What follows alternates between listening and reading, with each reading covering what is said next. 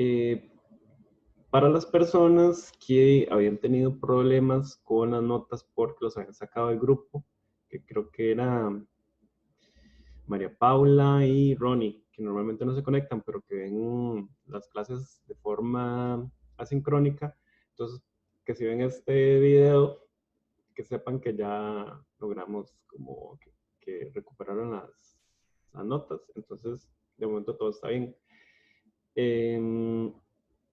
Quería que hoy revisáramos, bueno, obviamente dudas que tengan como para el examen y así, pero también quería comentarles un poco el mini proyecto. Lo otro que ocupa decirles es que el mini proyecto ya está disponible en mediación virtual. Entonces, si quieren revisarlo, hay algunos comentarios. En la última parte de la batería, en realidad, para muchos de los casos, fui como mucho más flexible por razones que ahorita vamos a ver en esta clase de hoy.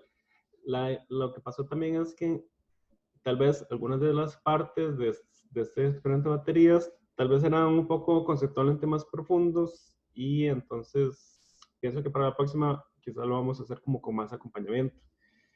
Entonces, algunas de las cosas que les quería comentar con estas baterías y cosas que vi, por ejemplo, es que algunos de ustedes, por ejemplo, cuando querían probar que las baterías funcionaran, algunos tenían baterías que no generaban tanto voltaje y entonces necesitaban colocarlas en serie. Entonces, por ejemplo, algunas personas colocaron las baterías como se muestra acá, digamos, sobre todo las de hierro-cobre. Entonces, por ejemplo, tenían hierro, cobre y las conectaban en serie con otra y así sucesivamente. Y luego de una se toma de cobre un cable y la otra se toma el cobre otro cable y de acá ya se puede medir el voltaje o acá se puede conectar la luz o lo que sea. Ahora, aquí noté muchos errores conceptuales. Entonces, si ustedes tienen un sistema de baterías como este en serie, ¿cuál sería la batería unidad en este caso? O sea, todo eso es un sistema de tres celdas en serie, pero ¿cuál podríamos decir que es una de las celdas, digamos, en este caso? ¿A dónde lo ubicarían ustedes? Entonces, yo personalmente vi que mucha gente hacía lo siguiente. Mucha gente llegaba y decía, la batería es esto.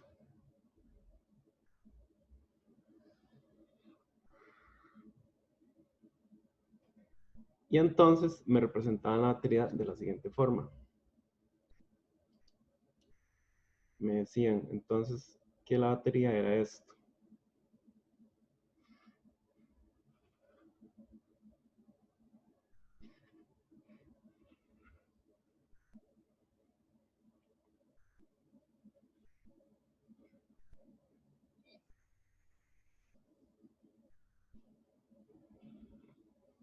Y que estaba conectada así. Entonces, muchas personas me pusieron que esto era la batería.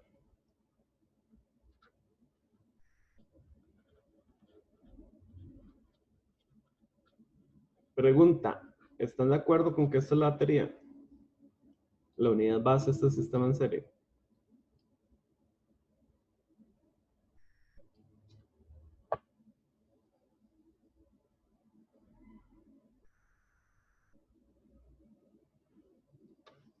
¿Qué piensan al respecto?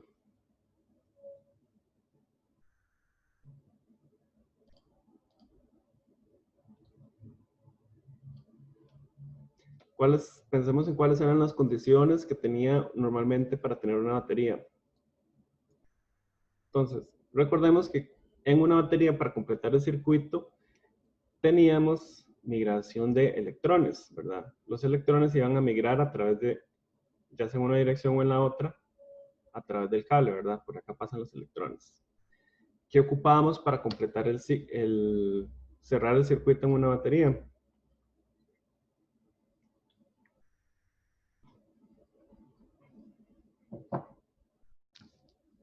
¿Qué ocupábamos para completar el circuito en este caso? El puente salino. Un puente salino o algún lado exactamente por donde me pasen los iones. Por algún lado por acá tienen que pasar iones. Entonces, si yo tengo esto como dos compartimentos separados, entonces por acá no van a poder pasar iones. Entonces, esto no me permite que se cierre el circuito. El circuito está abierto.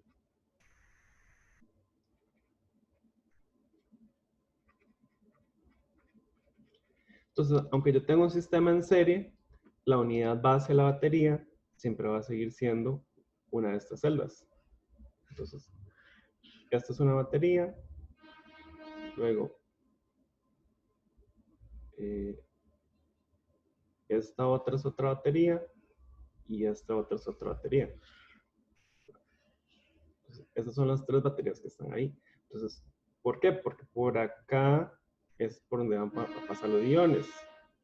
Y por acá, por estos cables, es por donde van a pasar los electrones.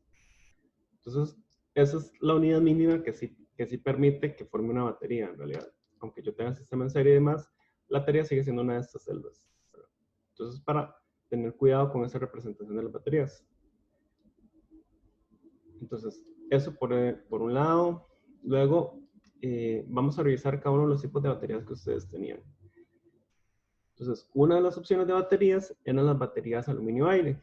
Entonces, en una batería aluminio-aire, en realidad en esta no hubo con muchos problemas conceptuales porque creo que sí estaba como más claro. Entonces, de un lado tengo un electrodo de aluminio y de otro tenía un electrodo de grafito. Sobre ese electrodo de grafito es donde se da la reducción del oxígeno.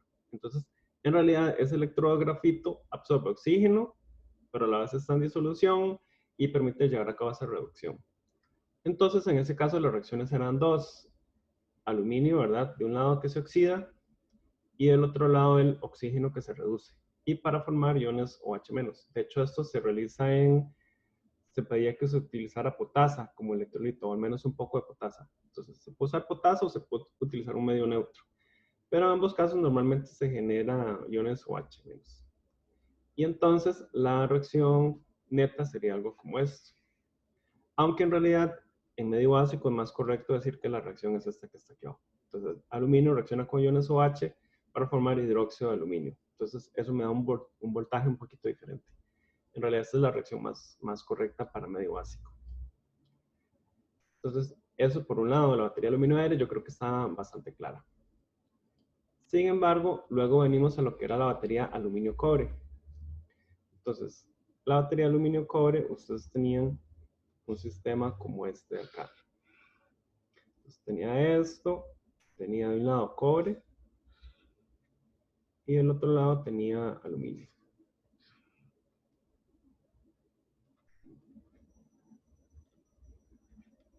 ¿Qué usaban de electrolito? Bueno, muchos de los que hicieron esta batería lo que utilizaban de electrolito era cloruro de sodio con un poco de peróxido de hidrógeno.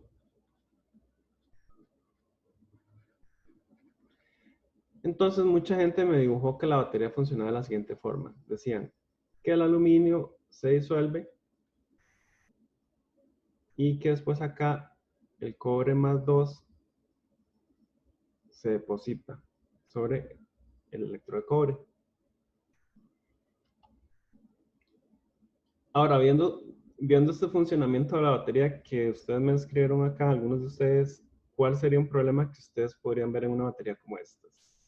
¿Cuál es el electrito? Cloruro de sodio y peróxido de hidrógeno.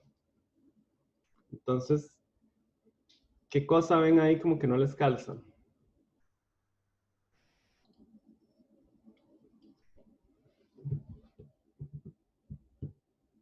Alguna cosa que ven por ahí como que no les calce.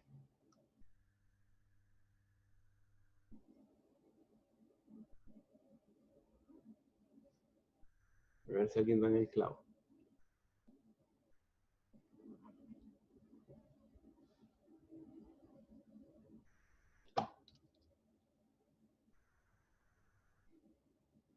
Entonces veamos. En principio yo tengo aluminio que con la reacción se me va a disolver, ¿verdad? Acá no veo ningún problema. Y del otro electrodo tengo cobre más 2 que se me va a depositar. Pregunta, ¿de dónde sale este cobre más 2? El electrolito no tenía cobre. ¿De dónde sale ese cobre entonces?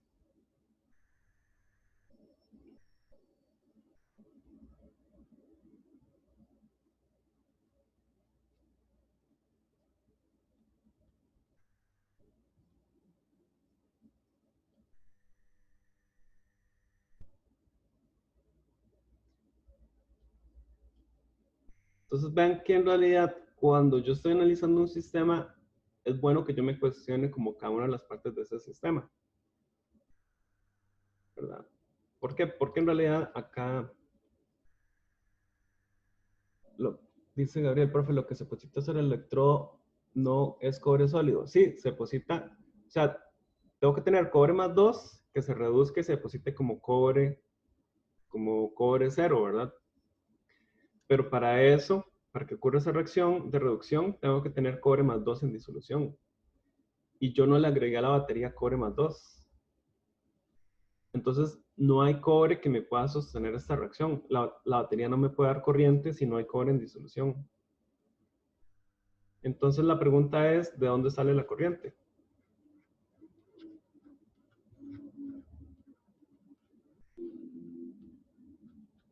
¿Sí me siguen?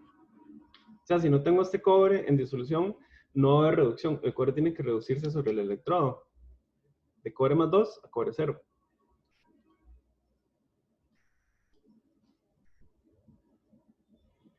Entonces, pensemos qué otras cosas pueden haber en el medio que permiten que haya una reacción de reducción. Entonces, ¿qué tiene el medio? Tiene, por ejemplo, peróxido de hidrógeno, tiene cloruro de sodio. Cloruro de sodio, muy difícilmente esos se van a reducir. Si vemos la selectividad de los metales. Entonces, ¿qué cosas que hay en la disolución se podrían reducir? Entonces, vean que a este lado tenemos el aluminio, que el aluminio sí se va a oxidar. Entonces, el potencial de oxidación, como hay que darle vuelta a esto, sería 1,66 voltios. ¿Qué podría reducirse entonces? El cobre, ya dijimos que no, porque no tenemos cobre en disolución. ¿Qué hay aquí que sigue? Oxígeno. ¿Hay oxígeno en la disolución? Posiblemente sí, porque en cualquier disolución acuosa hay un poco, vamos a tener, como estamos en presión atmosférica, vamos a tener un poco de oxígeno disuelto. Entonces, una opción de lo que en realidad se puede estar reduciendo, más bien no es el cobre, sino más bien es el oxígeno.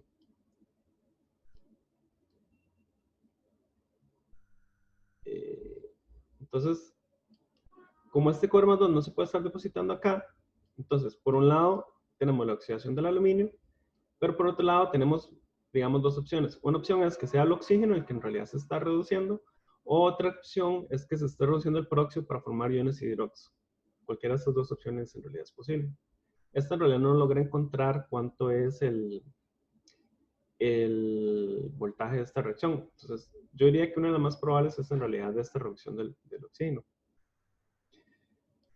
Entonces puede ser que sea cualquiera de estas dos, pero definitivamente lo que sostiene la corriente en la batería no es la reducción del cobre, porque no hay cobre más 2 en disolución. Y ahora veamos el último caso. Teníamos el último caso que era una batería de hierro-cobre en un limón. Entonces mucha gente me escribió así, que yo tengo, bueno, voy a dibujarlo otra vez porque me quedó como muy feo. Mucha gente me escribió que, por ejemplo, usted tenía limón y por un lado tenía el hierro y por el otro lado tenía cobre. Entonces me decían, el hierro pasa a hierro más 2 y acá decían que cobre más 2 se deposita sobre el cobre del electrodo. Entonces, basado en lo anterior, ¿es esto posible?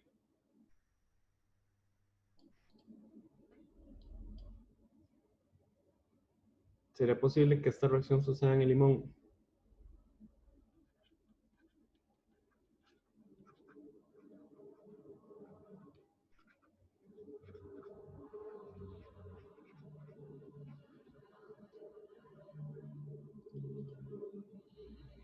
Exacto. No, porque tampoco no hay cobre en disolución. Entonces, ¿qué es lo que se está reduciendo acá? Entonces, otra vez pensemos que en el electrolito. Entonces, la clase pasada hemos dicho que en el limón, en el electrolito lo que hay es ácido cítrico, por ejemplo. Y entonces esto me forma iones H+. Dijimos que es un ácido débil, pero aún así me va a formar iones H+. Por eso es que el limón es ácido. Entonces, si me forma iones H+, en realidad, veamos la selectividad de los metales nuevamente.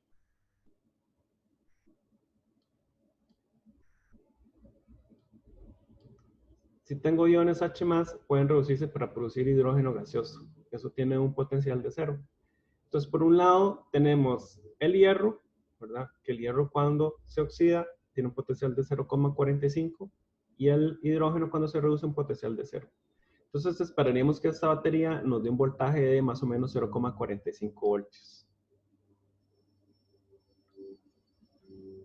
Que eso es más o menos lo que le dieron a los compañeros que lo midieron. Entonces, en realidad, de un lado tenemos la oxidación del hierro y el otro la reducción del hidrógeno. Entonces, no es el cobre el que realmente se está reduciendo.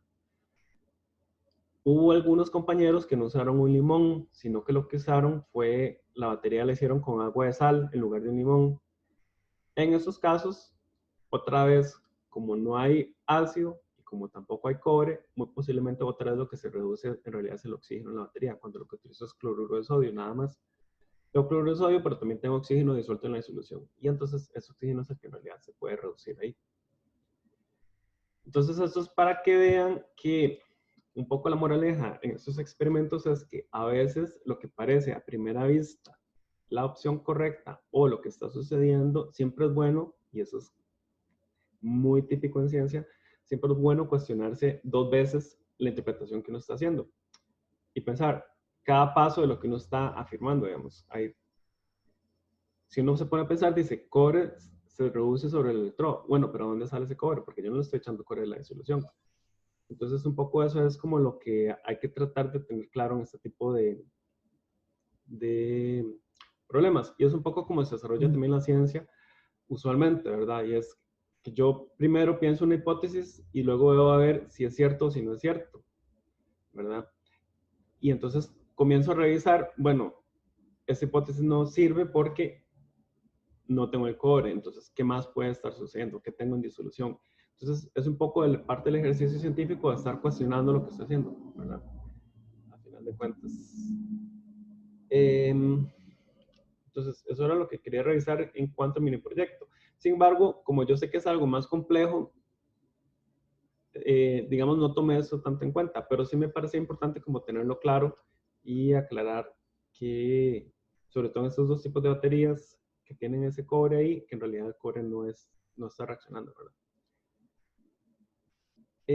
Tenía una pregunta que me había hecho, creo que Andrei, pero no lo veo que esté por acá, que era sobre peso equivalente.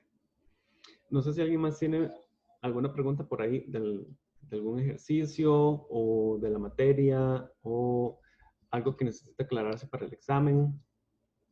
¿Cómo les ha ido con la tarea?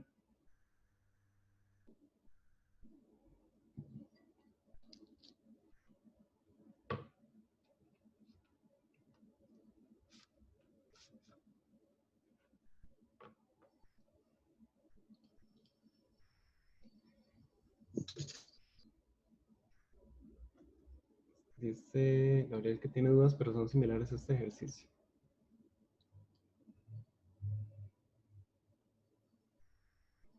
Dice, el peso equivalente del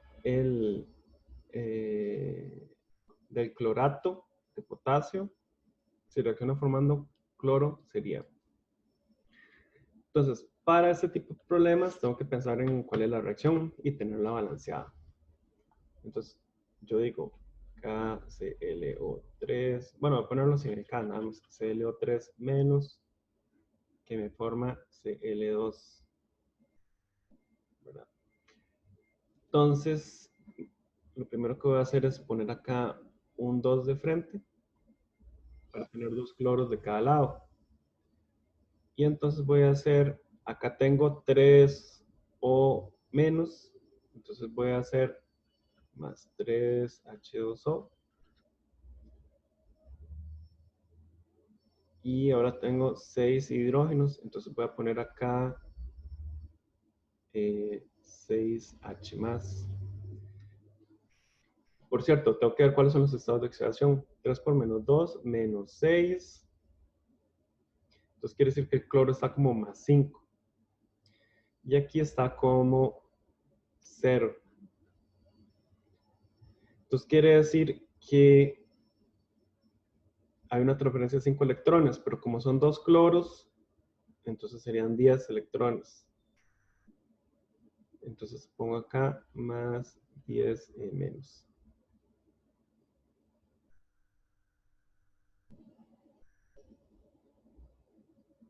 Entonces, ¿cuánto sería el peso equivalente? Entonces, hemos dicho que para reacciones como esta, yo puedo decir que el peso equivalente va a ser igual al peso molecular dividido entre un factor F, que este factor F normalmente iba a ser el número de electrones que transfiere, en este caso, un perclorato en la reacción. Entonces, ¿cuál sería el factor F en este caso?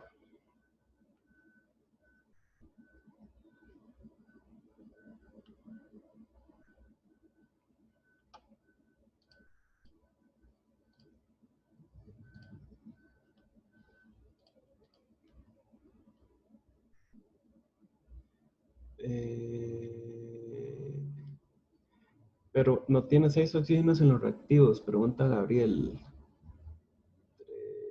Sí, tenés razón. Otra vez, el mismo error que hice la vez pasada.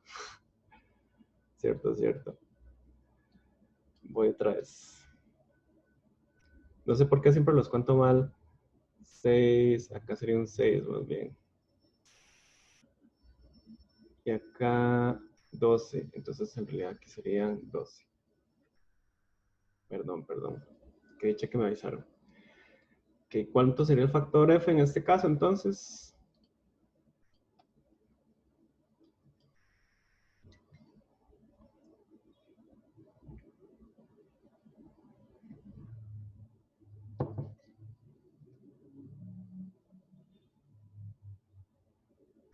¿Cuánto sería el factor F?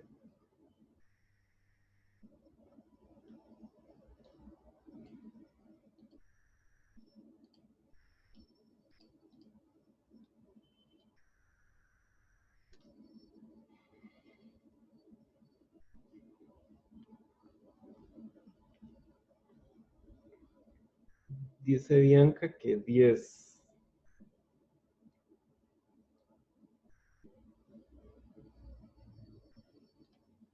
Entonces, en realidad, como el peso equivalente que me están pidiendo es el peso equivalente de KClO3, tiene que ser igual al peso molecular de KClO3 dividido entre el número de electrones que transfiere un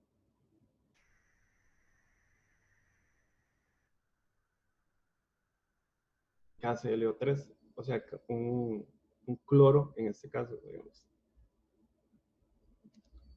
Que entonces en este caso tendría que ser 5.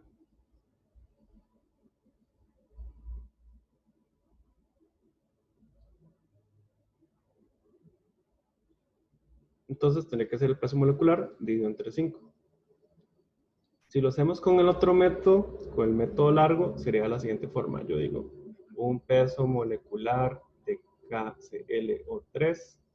Pero bueno, como en la reacción en realidad tengo dos, yo digo, dos pesos moleculares de KClO3 están relacionados con la transferencia de 10 equivalentes de electrones. Y luego pongo abajo la definición. Y digo, un peso equivalente de KClO3 es el que está relacionado con la transferencia de un mol de electrones.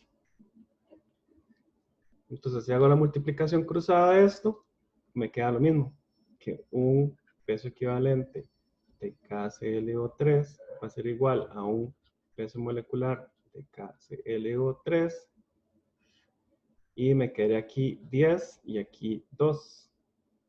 Pero 10 entre 2 me da 5. Entonces, esto yo puedo simplificarlo y poner nada más 5 aquí abajo.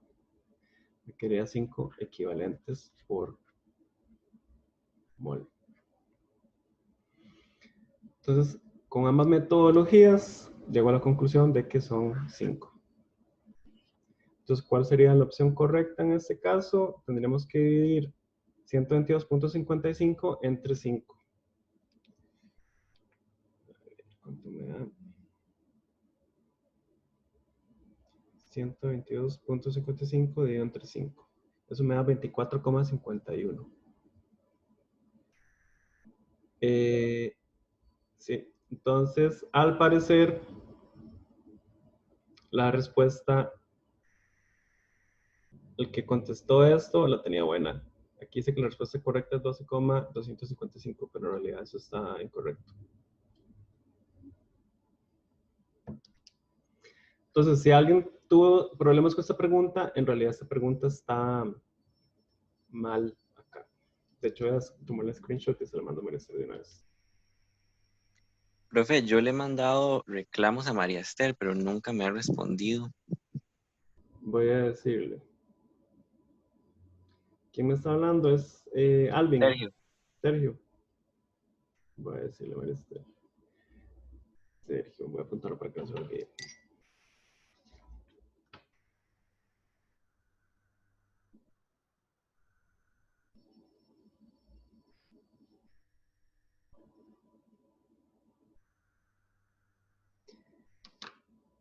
¿Alguna otra duda que tengan por ahí? Profe, puede hacer más de normalidades, que a mí eso se me enreda mucho. Como parecidas a eso. Más de normalidad. Voy a ver dónde las encuentro. Habían en la práctica en la práctica resuelta. Vamos a ver.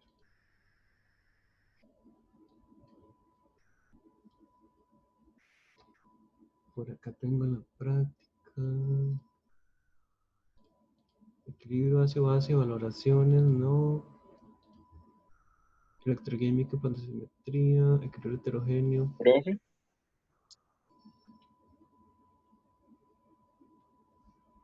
Sí, ¿quién me habla? tal vez con respecto al proyecto, como, no sé, es que yo busqué, bueno, bien que yo buscamos en el libro y no decía nada sobre las baterías en serie, entonces estábamos bien enredados con respecto a eso. Entonces, tal vez para una próxima, como aclarar un poco más ese. Sí, es que la batería en serie es más de, en realidad es algo como más ingeniería o ingeniero eléctrico en cierto sentido, digamos.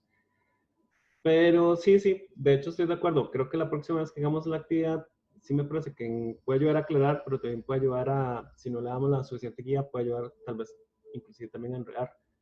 Entonces, creo que esa fue como la moraleja de esta, esto fue un experimento. Pero sí, sí, definitivamente la próxima vez vamos a hacer como con más guía a la hora de ir haciendo el proyecto, como para ir guiando esas partecillas que tal vez no son tan fáciles. Ay, no encuentro la práctica de normalidad. Bueno, ya la busco. A ver dónde está.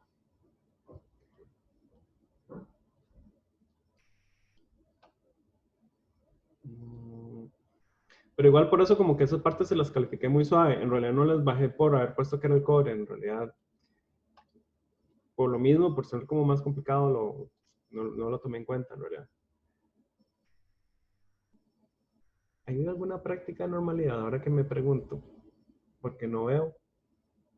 Práctica electroquímica y potenciometría, práctica volumetría R2, práctica análisis espectrofotométrico, pero no la veo acá. O era que estaba en la parte de disoluciones. Creo que estaba en lo de disoluciones más bien.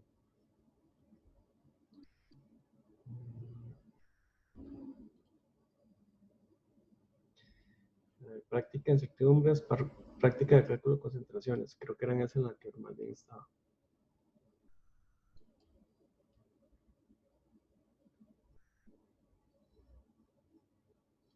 No sé si alguien tiene algún otro ejemplo en concreto sobre normalidad.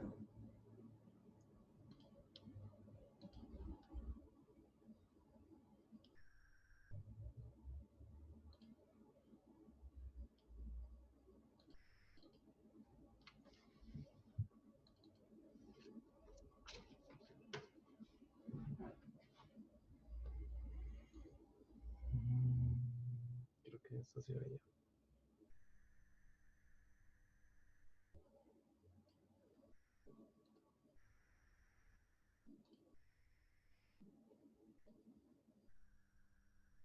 O los habían quitado.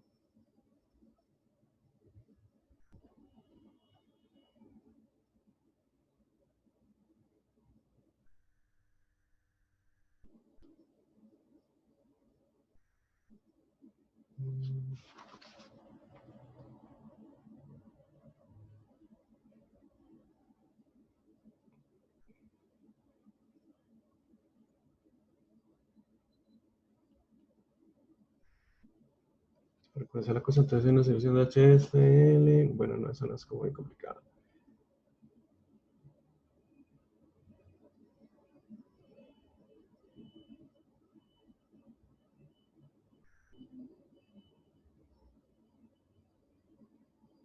O bueno, puede ser con examen viejo, ahora que me acuerdo.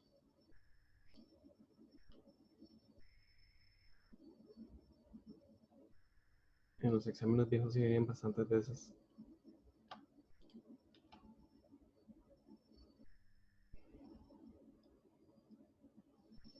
Exámenes viejos.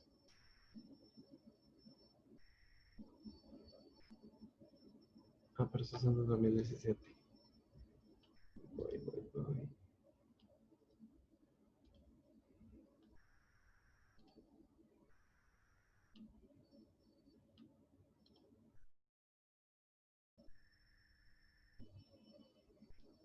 Tercer parcial, segundo del 2019.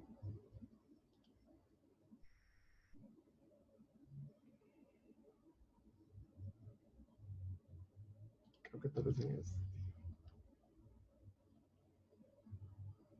No me tienen este tampoco.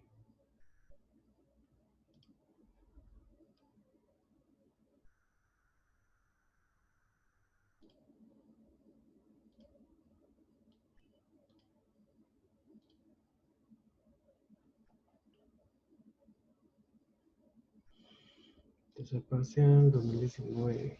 Creo que en este sí.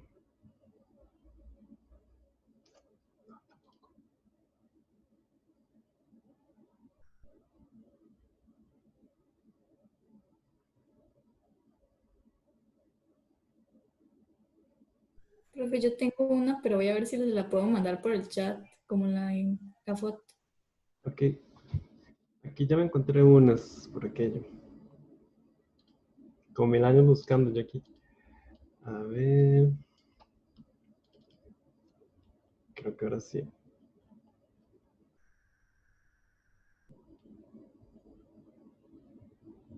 Estas son como facilonas en realidad.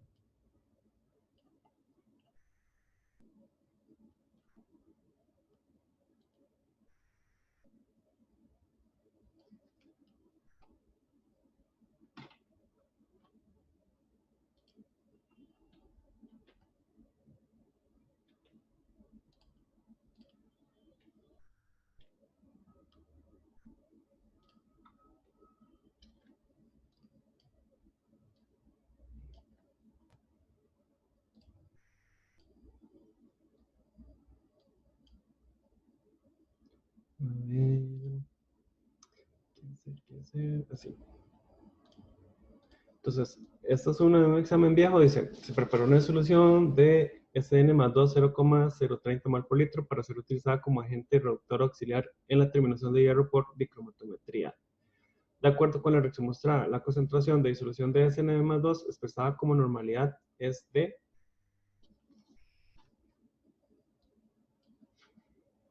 Entonces, básicamente una pregunta como esta, recordemos que yo podía decir que concentración en mol por litro y por otro lado tengo normalidad que es en equivalentes por litro. Entonces, si yo multiplico la normalidad, mentira, la concentración por el factor F, que es en equivalentes por mol, yo obtengo la normalidad. Porque acá se me da mol con mol y me queda equivalentes por litro. Entonces, lo que ocupo saber es cuál es el factor F para el estaño más 2. Entonces, para saber eso, entonces ven que aquí están pasando 2 electrones. Entonces quiere decir que en este caso el factor F para el estaño más 2 serían 2. Entonces quiere decir que la normalidad sería F por la concentración, que sería igual a 2 por la concentración en mol por litro, que es 0,030. Y entonces por eso acá la respuesta es 0,060. Vamos a ver el ejemplo que me mandó Bianca.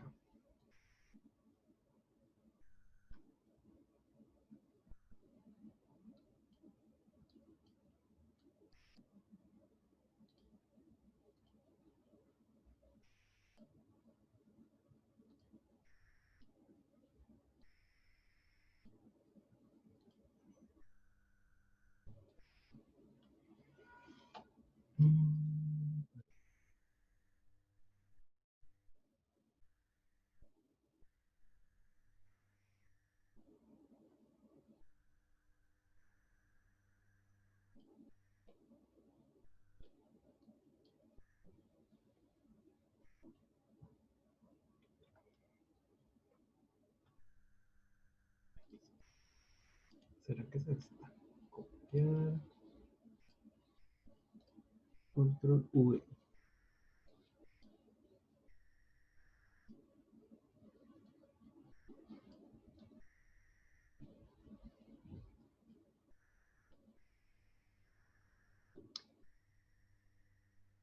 Entonces, la que me mandó Bianca es esta acá. Dice, ¿cuántos gramos hay en 400 mililitros de una disolución de H2SO3? 82,07 gramos por mol, 1,5600 equivalentes por litro. En esa se utilizará en una ecuación donde formará azufre.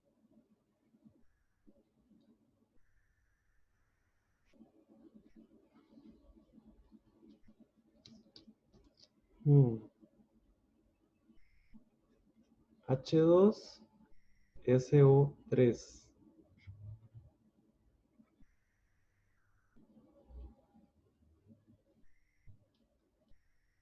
Entonces tendría que poner acá un 8. Si es SO3, vean que es que vieras que casi no veo bien.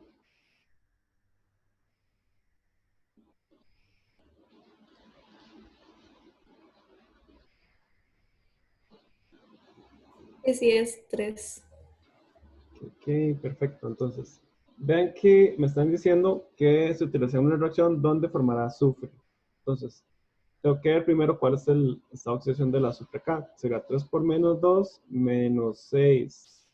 Y acá más 2, quiere decir que el azufre acá sería más 4. Entonces pasa de más 4 a 0.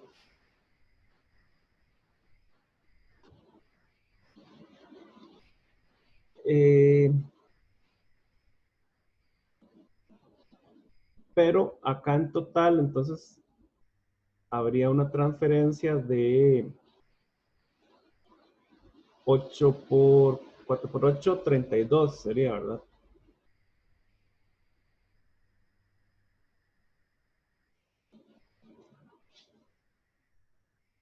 Entonces, de momento no me voy a preocupar tanto por los oxígenos y los hidrógenos. En realidad no va a ser tan importante. Entonces, tenemos esa ecuación y me dicen que tengo 400 mililitros y con una concentración 1,5600 equivalentes por litro. Entonces, yo puedo sacar los equivalentes que van a ser iguales a 1,5600 equivalentes por litro multiplicado por 0,4000 litros. Eso me daría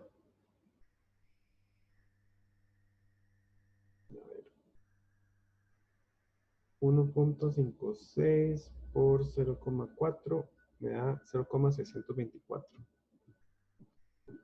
6, 2, 4, 0. Tenemos que poner 1, 2, 3, 4 cifras. 1, 2, 3, 4. Serían equivalentes. Ahora, recuerden que si yo quiero obtener gramos van a ser iguales a equivalentes multiplicados por el peso equivalente. Porque el peso equivalente está en gramos por equivalente. Entonces, ocupamos saber cuánto es el peso equivalente. Entonces, para saber, entonces voy a usar el método más tradicional. El método tradicional porque es el que me confunde menos. Entonces yo digo, un peso molecular de H2SO3. Pero bueno, en realidad es mejor que utilice de una vez 8, porque la ecuación ya está multiplicada por 8. Entonces yo digo, 8 pesos moleculares de H2SO4 va a estar relacionada con la transferencia de 32 electrones, 32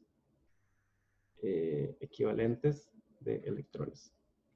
Esa sería la definición que obtengo a partir de la ecuación. Y después tengo la definición, que sería un peso equivalente de H2SO3 va a estar dado por lo que me transfiere un mol de electrones.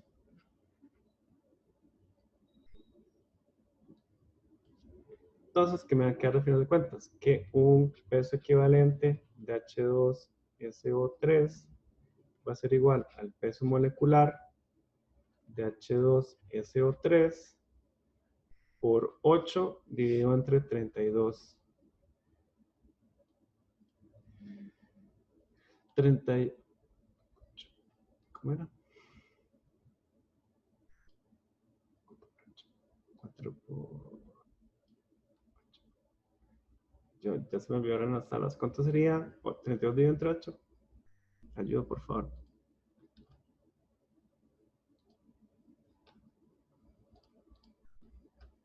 ¿Cuánto sería 32 dividido entre 8? Yo voy a tener que hacer una calculadora porque ya no me dio el cerebro. Un cuarto. Un cuarto sería, ¿verdad? Entonces sería, qué vergüenza yo. Yo no sé cómo hacen como la gente esta que trabaja en las pulperías, porque si yo fuera así, termino perdiendo plata siempre. Entonces me daría esto. Entonces, ¿cuál sería la respuesta? Entonces, los gramos sería igual a 0,6240 equivalentes multiplicado por el peso molecular, que eran 82.07. 82.07 dividido entre 4.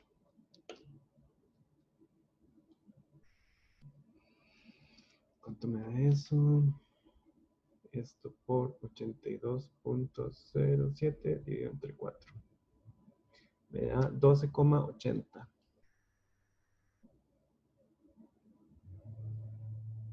Dice que era la respuesta correcta, era 12,80. Esa sí está bien, entonces.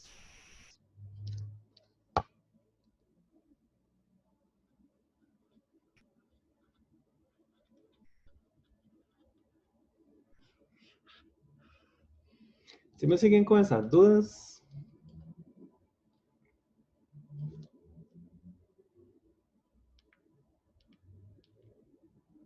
Sí, creo que ya me quedó más claro. Perfecto, perfecto. ¿Alguna otra consulta?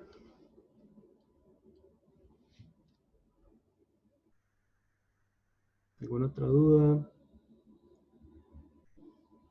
¿Qué tal siente que les fue este semestre? ¿Estuvo muy duro el curso? ¿Qué tal les pareció el curso en general? Comentarios, críticas, posibilidades de mejora. Bueno, obviamente posibilidades de mejora hay mucho, y sobre todo con los mini proyectos, porque yo sé que fue un poco prueba y error, pero yo siento que al final de cuentas sí sirvieron como para aprender al menos de un modo diferente, como haciendo y así. Entonces, pero sí creo que hay que hacerle como ciertas mejoras de la parte más didáctica también. No sé si tienen algún comentario.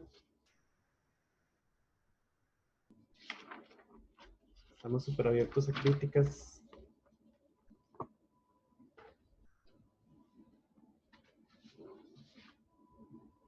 Les agradezco mucho por haberse mantenido en el curso. Hubieron varios caídos en el proceso. Entonces, tienen que sentirse orgullosos de en realidad de haber llegado hasta el final. Yo sé que fue un año que no fue fácil, un semestre que no fue fácil y mucha adaptación, y en realidad haberlo logrado, en realidad tienen que sentirse pues orgullosos de estar hasta acá, ¿verdad? Y no, les agradezco mucho por su asistencia a clases y todo lo que hemos ido aprendiendo ahí como juntos en realidad. Gracias, profe.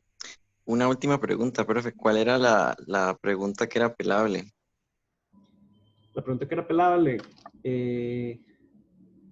era esta, que era del clorato de potasio para formar Cl2,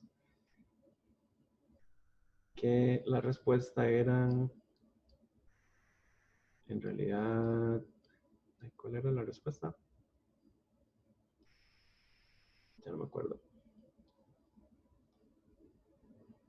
Era entre 5, entonces era 12,50, 122,55 entre 5.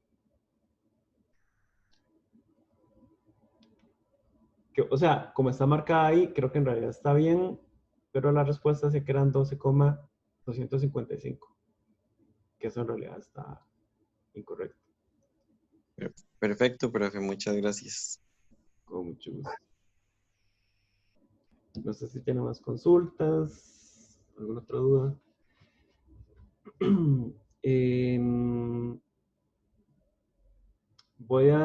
Lo que podemos hacer es igual hacer de todas formas citas el próximo martes para aclarar dudas del examen. Entonces, eso sí lo vamos a mantener la otra semana. Entonces, sería el martes, como lo hemos hecho siempre, con las citas respectivas para aclarar las dudas de cada grupo y ver cualquier problema que haya en la elaboración del examen, etc.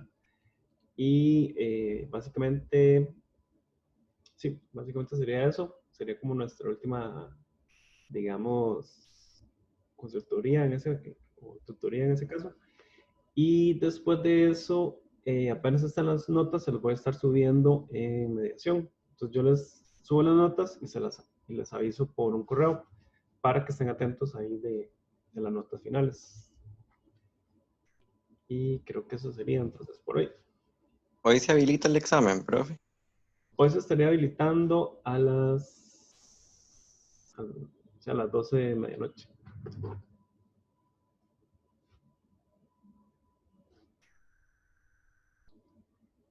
Exactamente. Profe, no sé si es que Sergio y yo tenemos que preguntar una cosa ahora, como no sé si Eh, nos quedaron un rato.